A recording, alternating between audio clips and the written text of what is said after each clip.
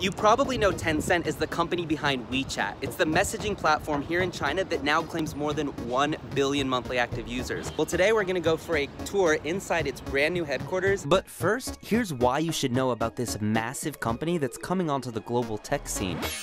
Tencent is one of the world's largest internet companies, up there with Amazon, Google, Facebook, Alibaba, and JD.com. It was recently ranked number 5 on the list of world's most valuable brands, and it's Asia's most valuable company, the first in Asia to cross the $500 billion valuation mark. At the time, it even surpassed Facebook in market value. This is the main lobby when you first walk in, and it feels quite futuristic.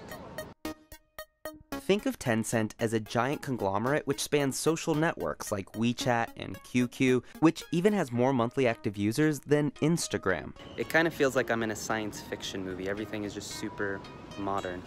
Tencent also offers mobile payments, gaming, news, cloud providers, and it's getting into artificial intelligence. It's also invested in many other companies too, like Tesla and Snapchat. Just like many Silicon Valley companies that provide employee shuttles for their workers, it's the same here. The vans pull up directly into the basement of the building. There's a custom app which was made for employees to use to quickly find parking spots when they arrive, book meeting rooms, and even see where their coworkers are. There's 3 separate links, as they're called here at Tencent headquarters. The first is the culture link, the second is the health link, and that's where I am now, and the third is the knowledge link. This is the running track. You can actually run it and it'll connect you from one building to another. As part of the health link, you also have this massive basketball court.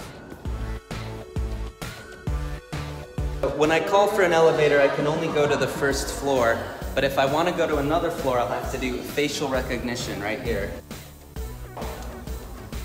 But it doesn't recognize me, so I'm pretty much just limited to the first floor.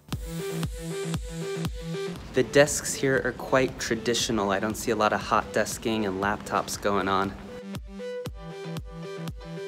Lunch here is separated into different time intervals in an effort to maximize the space but not make it too crowded at any given time. So right now it's about 12:15. The cafeteria isn't too packed.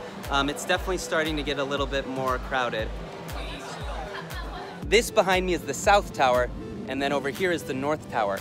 The South Tower was actually designed to be a little bit taller than the North Tower in an effort to block the sun so that the North Tower is covered a little bit by shade.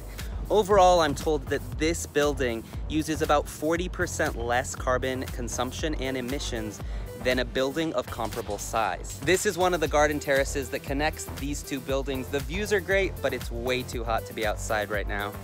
The building is so new that this swimming pool isn't even completed yet. They're still doing construction as we speak. On the top deck here,